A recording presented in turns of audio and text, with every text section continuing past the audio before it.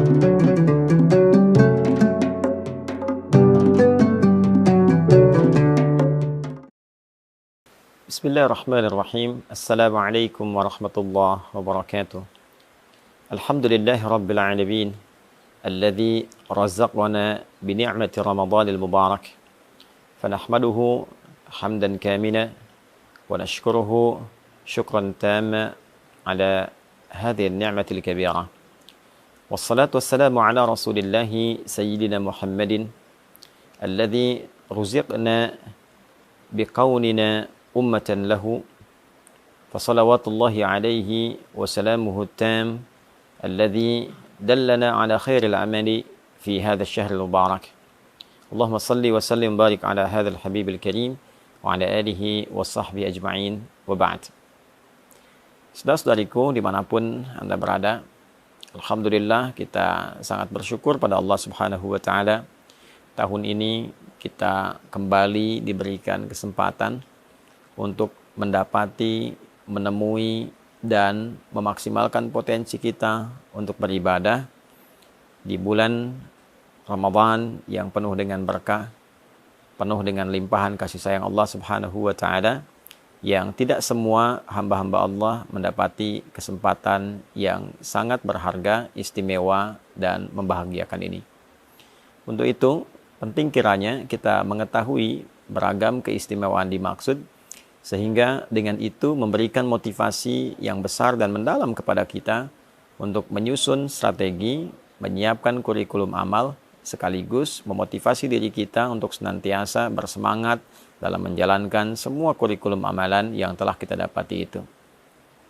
Teman-teman, dimanapun Anda berada, di antara keistimewaan Ramadan yang tidak bisa ditandingi, sulit didapati di waktu-waktu lainnya adalah berlimpahnya anugerah Allah Subhanahu wa taala, yang diantara sekian banyak anugerah itu adalah ampunan Allah yang ditebarkan kepada seluruh hamba-hambanya tanpa kecuali dan mencakup semua jenis dan ragam dosa yang pernah dilakukan oleh seorang hamba.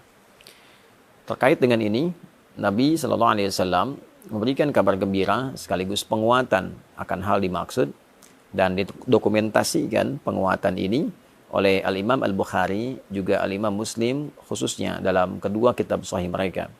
Di Al-Bukhari misalnya nomor hadis ke-38, pun demikian Imam Muslim menyantumkan dengan redaksi yang serupa di nomor hadis 760. Keduanya mengambil riwayat dari sahabat Abu Hurairah Abdurrahman bin Sakhr radhiyallahu taala anhu dari Nabi sallallahu alaihi wasallam, beliau bersabda, "Man shama Ramadana imanan wa ihtisaba, ghufira lahu ma taqaddama min dhanbi." Man, siapapun, mencakup laki-laki, perempuan, besar, kecil, tua, muda, apapun profesinya. Dan ini sifatnya secara personal. Ketika disebutkan man, artinya menunjuk secara personal. Dan dia memiliki juga keumuman makna. Artinya, berlaku secara personal, namun dibuka umum bagi siapapun.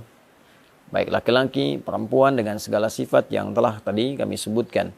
Artinya peluang ini seakan-akan Nabi memberikan beritanya secara personal kepada kita. Wahai Adi Hidayat, wahai fulan, wahai fulana. Man shama Ramadana. Siapapun di antara Anda yang mampu menunaikan puasa Ramadan.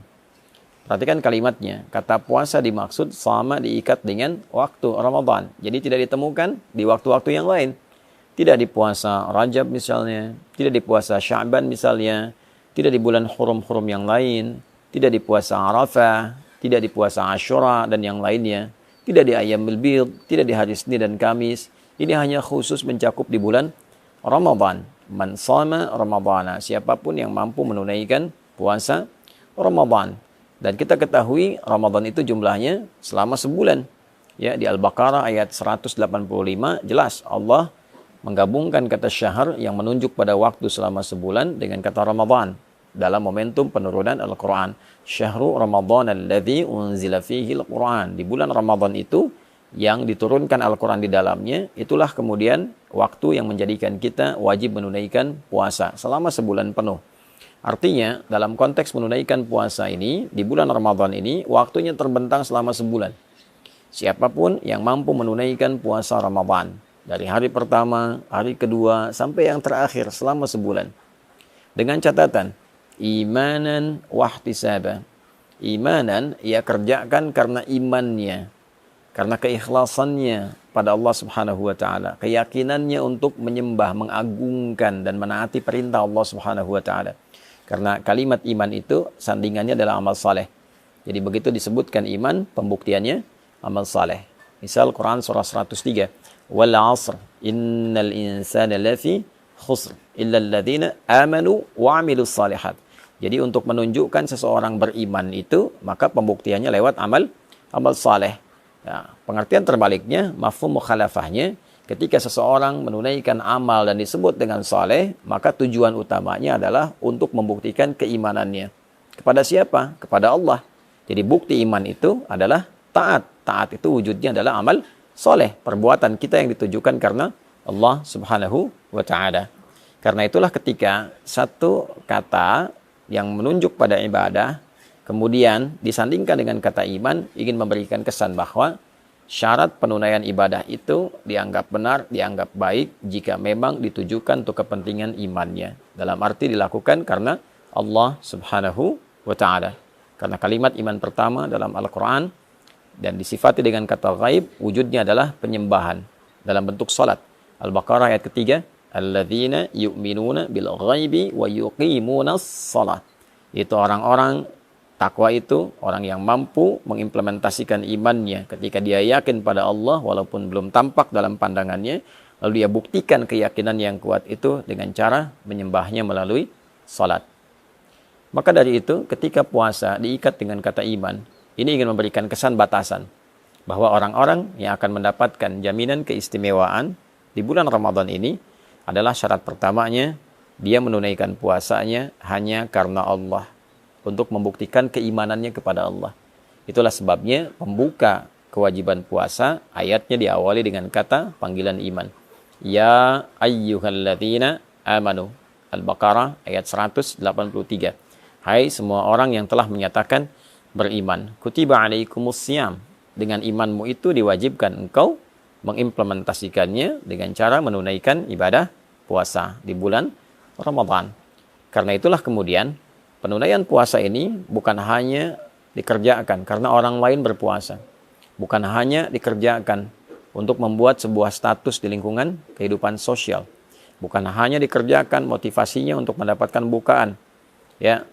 Ya kalau niatnya dapat dunia, dapat dunia. Saya pengen buka di masjid yang ada bukaannya mewah, ada takjilnya, ada sahurnya. Ya, secara adat sah dilakukan, tapi secara timbangan fikih dia hanya akan mendapatkan bagian bukaannya saja. Dia dapat makan, dia dapat minuman, tapi potensi keistimewaan yang mungkin dia bisa dapatkan sangat tipis kemudian untuk bisa dia raih. Syarat pertama. Yang kedua, wahtisaba. Ada iringan evaluasi diri, ada muhasabah di dalamnya, ada harapan mendapatkan pahala dari Allah Subhanahu wa ta'ala. Jadi yang dia harapkan ridha Allah, yang dia harapkan adalah Allah senang dengan puasanya. Lalu dia iringi dengan evaluasi diri dalam setiap puasa. Apa yang menjadikan selama ini belum kenal Allah? Kenapa selama ini imannya tidak terasa kuat? Kenapa selama ini ketika Allah panggil, rasa-rasanya telat untuk merespon? Dia evaluasi dari ujung kepala sampai dengan ujung kakinya. Maka ketika seorang menunaikan puasa dan dia kerjakan karena Allah, dia tinggalkan makannya lillah karena Allah, bukan karena sekedar hanya ikut orang tren puasa. Dia tinggalkan minumnya karena Allah, dia tinggalkan hubungan syahwatnya sementara waktu karena Allah, dan dia jaga hukum-hukum Allah, dia evaluasi dirinya. Ya, maka apa yang Allah berikan kepadanya? Ghufira lahu ma taqaddama min dzambi. Sepanjang dalam puasanya dia mencoba evaluasi diri, dosa pikirannya, dosa telinganya dari mulai mendengar yang salah, dosa lisannya bertutur yang keliru, dosa pandangannya melihat yang tidak benar, sampai ujung kakinya, itu berpotensi saat ia berbuka, diampunilah dosanya oleh Allah Subhanahu wa ta'ala. Dari mulai dia niatkan puasa, dia jalani, sampai berbuka, benar dia lakukan itu, ghufira lahu ma taqaddama min dzambi. Ada peluang diampuni semua dosa-dosa yang pernah ia kerjakan. Itulah yang menyebabkan orang puasa itu ketika akan berbuka, dia merasakan kebahagiaan yang sangat luar biasa. Bukan sekedar karena dia telah selesai menuntaskan tugasnya, dan dia akan berbuka begitu mendengar azan. Ada satu gejolak dalam dirinya, aura yang berbeda dari biasanya, mendorong ia untuk berbahagia karena sekarang waktunya berbuka. Karena itu dalam hadis dikatakan farhatani lis-shaimi farhatani, bagi orang puasa ada dua kebahagiaan, ya. Farhatun 'inda yuftir, 'indama yuftir, satu kebahagiaan atau kama qala Rasulullah SAW, diraihnya ketika ia sedang berbuka, ya. Dan yang kedua, farhatun adalah satu kebahagiaan indama yalqa rabbahu bisyamihi, ketika ia kembali kepada Rabbnya dengan pahala puasa yang ditampilkan kepadanya. Maka saat ia berbuka ia gembira, bukan karena sekedar puasa telah selesai, tugas telah dilakukan, tapi dia bahagia pula karena pada saat itulah Allah berpeluang mengampuni semua dosa-dosa yang pernah ia kerjakan.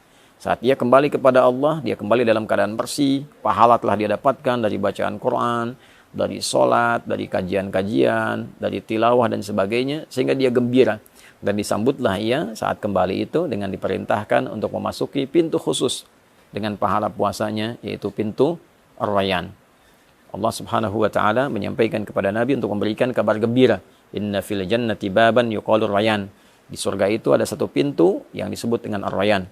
La yadkhuluhu illa as-shaimun. Tidak akan dimasuki oleh hamba manapun kecuali ahli puasa. Di antara ahli puasa itu ada yang menafsirkan rajin puasa, tapi juga pengertian spesifiknya adalah orang yang berhasil menunaikan puasanya yang ia kerjakan karena Allah, dan dia mengevaluasi diri seperti disifati dalam hadis Nabi SAW yang telah tadi diuraikan. Fa idza dakhaluhu ughliqa, kalau sudah masuk orang-orang dengan sifat ini, maka segera ditutup. Tidak ada orang lain yang bisa masuk kecuali memiliki karakter yang serupa. Jadi teman-teman, dimanapun berada, saya ingin mengajak pada diri pribadi dan kita semua untuk saling mendoakan. Dari mulai sejak awal kita menjalani ibadah puasa ini sampai ujungnya, tidak ada di antara kita yang tidak punya kesalahan. Tidak ada di antara kita yang tidak punya dosa. Yang dibawa ke akhirat bukan berapa banyak uang kita, bukan berapa tinggi status kita, bukan berapa luas ilmu kita, bukan berapa kuat tenaga kita. Yang dibawa pulang adalah timbangan antara pahala dan dosa. Berapa banyak amal salehnya, berapa banyak amal salahnya. Ketika ditimbang, apa yang bisa menutupnya? Maka kasih Allah menghadirkan Ramadan untuk kita, bukan yang lain, memberikan sebuah kesempatan yang dalam agar kita mampu memanfaatkannya dengan mengevaluasi diri dan berharap Allah membuat kita lebih baik dibandingkan dengan hari-hari sebelumnya. Nabi SAW bersabda dalam satu hadis yang didokumentasikan oleh Imam Al-Hakim An-Naisaburi dalam kitabnya Al-Mustadrak. Satu kali Nabi SAW bersabda, wa kama qala raghima anfu rajulin liman adraka ramadhana falam yughfar lahu. Sangat tercoreng kehormatan seorang muslim, sangat terhina, sangat jauh dari rahmat Allah seorang yang disampaikan kepada bulan Ramadan, tapi ia tak mampu mengkreasikan kesempatan yang diberikan untuk mendapatkan ampunan Allah Subhanahu wa taala. Semoga Allah memuliakan kita, mengampuni dosa-dosa kita, memberikan kesempatan terbaik untuk mengisi sisa kehidupan kita dengan lebih mulia, dan mewafatkan kita dalam keadaan husnul khatimah. Allahumma taqabbal minna innaka antas sami'ul alim wa tub 'alaina innaka antat tawwabur rahim. Allahumma ighfir lana dhunubana ya Allah, ma qaddamna wa ma akharna, saghiran wa kabira. Allahumma rabbana atina fid dunya hasanah, fil akhirati hasanah wa qina adzaban nar. Wa sallallahu ala sayyidina Muhammad wa ala alihi wa sahbihi ajma'in. Wa akhiru da'wana subhanakallahumma rabbana wa bihamdika asyhadu an la ilaha illa anta nastaghfiruka wa natubu ilaik. Walhamdulillahi rabbil alamin. Assalamualaikum warahmatullahi wabarakatuh.